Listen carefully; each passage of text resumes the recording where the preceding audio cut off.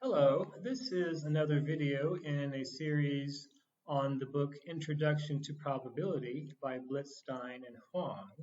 You can find this book at the link at Google Drive at the bottom of this slide, so you can find a copy and use it online, or even even download the book from the internet. So the topic for today is combinatorics.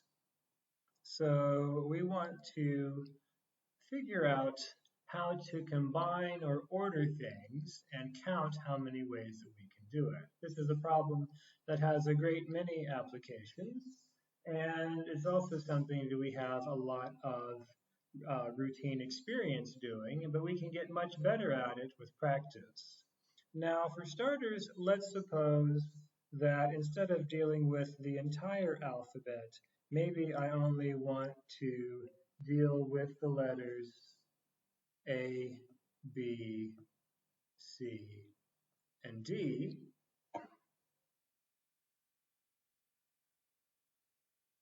So let's treat these as my alphabet in order to make life easy. And let's suppose I were to ask how many two-letter strings I can make. Now I'm calling them strings because they won't really be words, and in general they won't mean anything.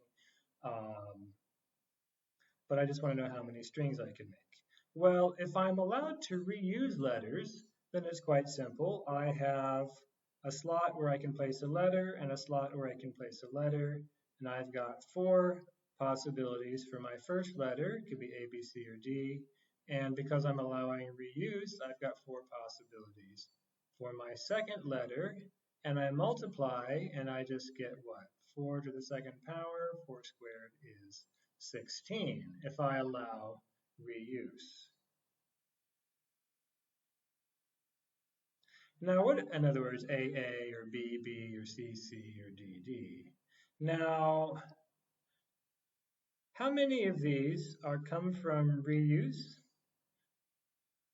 Well, 4, AA, BB, CC, and DD, if you will, like the diagonal ones. So if I allow no reuse, then I can simply subtract those.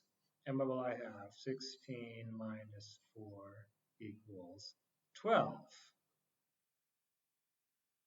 Now there's another way I can get to 12, and that is to use brute force to just list them all. So let's give that a try. I've got AB, AC, AD, then I'll have BA, BC, BD, CA, CB, CD, DA, DB, DC. And let's hope that's 12. 1, 2, 3, 4, 5, 6, 7, 8, 9, 10, 11, 12.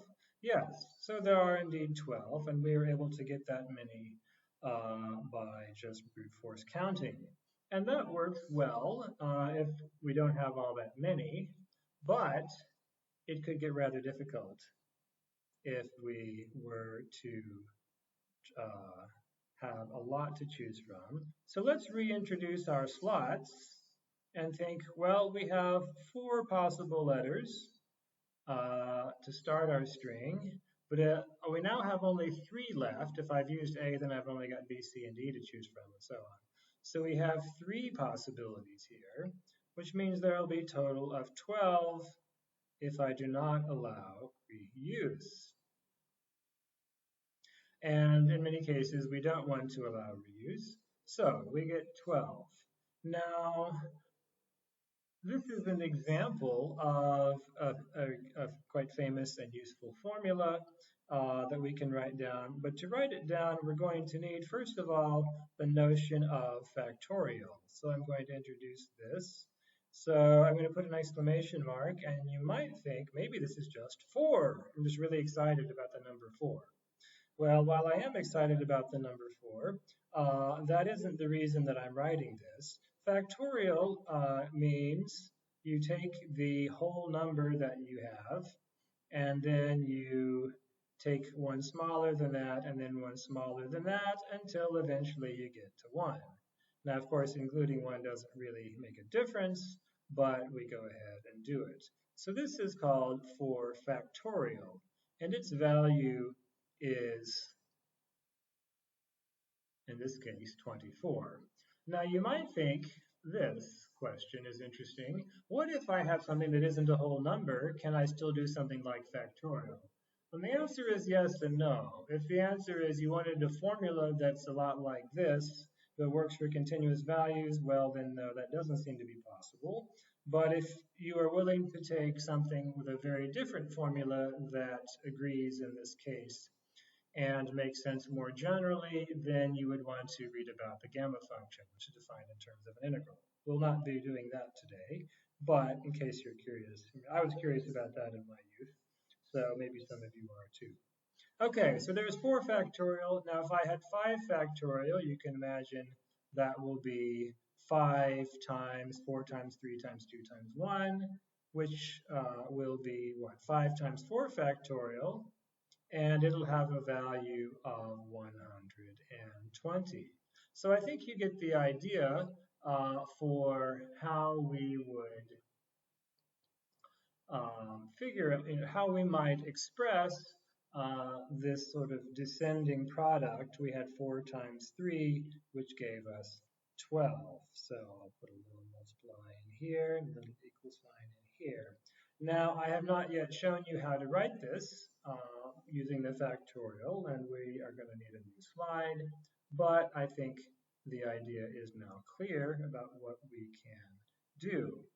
So, 4 times 3 is equal to, well, I can always multiply by 1, can't I? One thing I can always do is multiply by 1. Now, that isn't necessarily useful, but if I have a special form of 1, then it can be useful. So basically, I put in what I want to get the numerator to be 4 factorial, and then in the bottom, I put in 2 factorial. Now, 2 and 1 both have the special feature that 2 factorial is equal to 2, 1 factorial is equal to 1, and therefore the numbers are equal to their own factorials. Now, that's generally not the case. So, but it is in those cases, which means sometimes if you're dealing with small numbers, you'll have to ask yourself, do I really want 2 or do I want 2 factorial? And it matters when you generalize to higher values. So you may just have to try it out or think a little harder. Okay, so I have got 4 factorial over 2 factorial. Now, why is that 2? Well, it's because I had 2 slots. So I want the biggest values. I want to take the top 2. So I want all but the top 2, which means I want 4 over 4 minus 2 factorial. So this is a little bit confusing because since 4 minus 2 is equal to 2, you get 2 for 2 different reasons. But anyway, here I have 4 factorial over 4 minus 2 factorial, and this gives me permutations. That means I have objects which I don't get to reuse. That's part of what I mean in calling them objects, or maybe if you like, I don't replace them when I draw. And so got these objects, and I've got 4 objects in this case, and I'm drawing 2 of them, and I don't replace, so I get 4 times 3, which is equal to 4 factorial over 4 minus 2 factorial. Now we can write this using a permutation notation,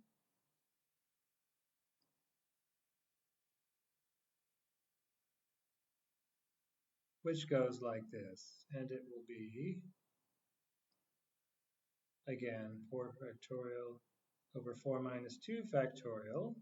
So the more general expression will be NPR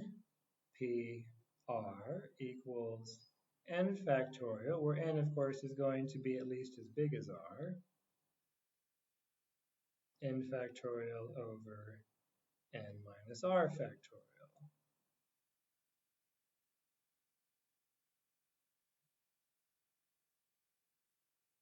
So this will be permutations. Now if I had the letters A, B, C, D, E, F, G, that'll be 7 letters, right? And if I wanted to choose 3 of them, I would have 3 slots. I'd have 7 for my first slot, 6 for my next slot, 5 for my next slot, and that will be equal to 7 factorial over 7 minus 3 factorial,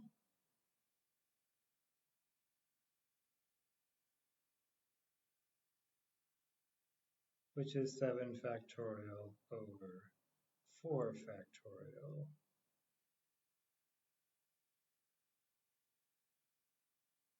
So I had 7, I chose 3 of them, and I do care about the order. These are strings.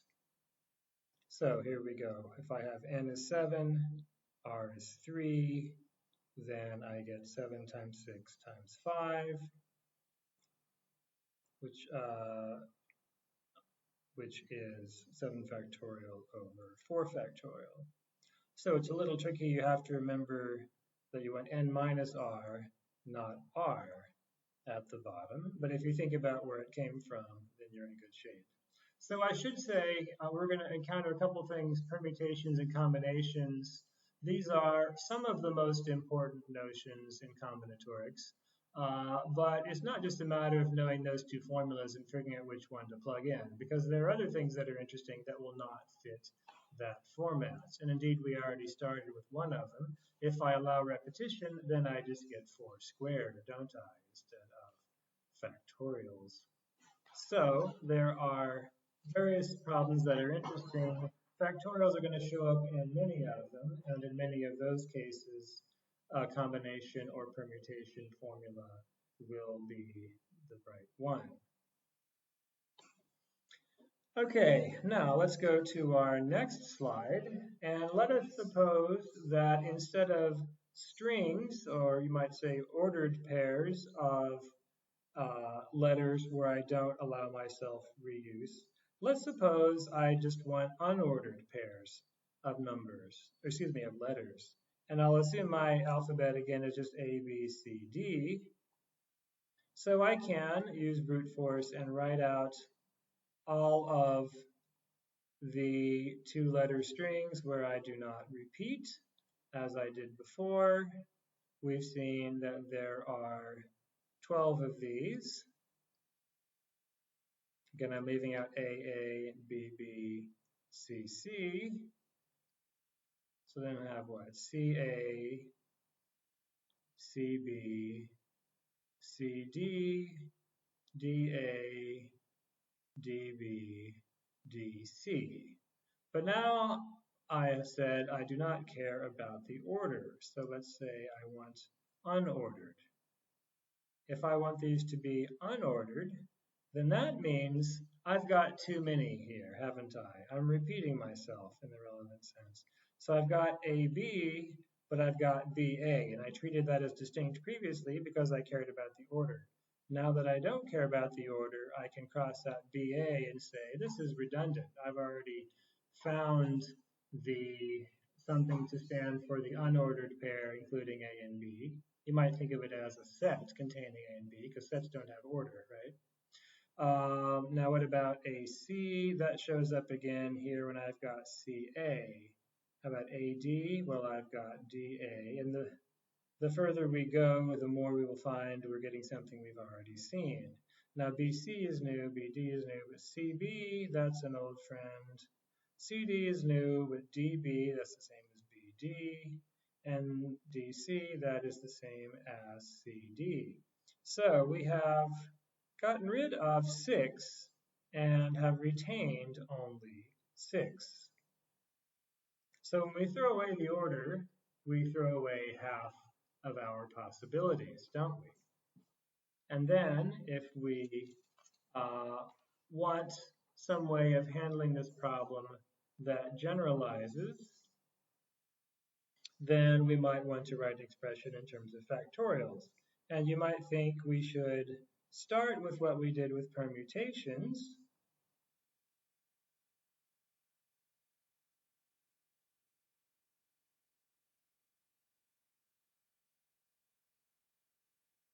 which gave us 12, but then we need to take into account our double counting these possibilities so we can divide by another 2.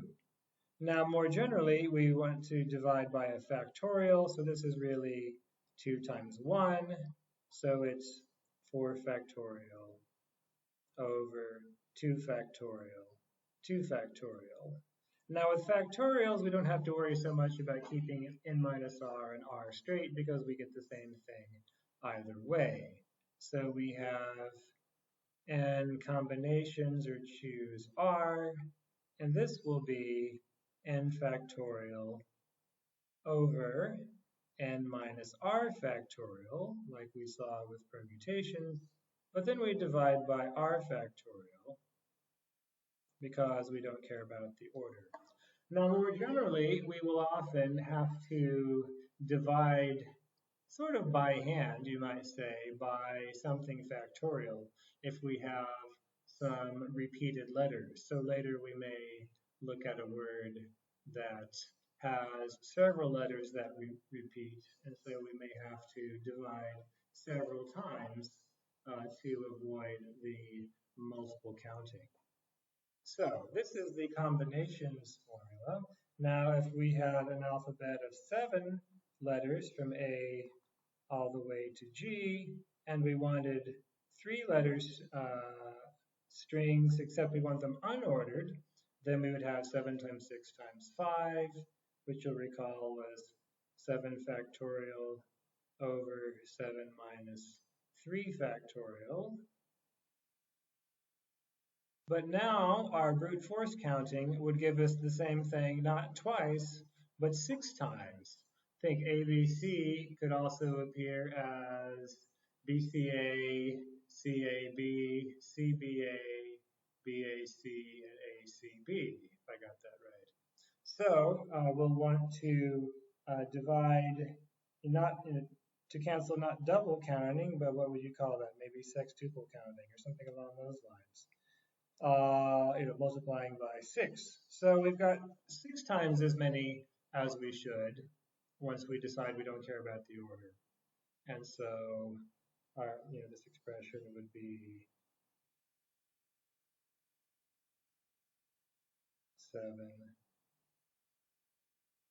7C3. But 7C3 is also equal to 7C4, as it turns out.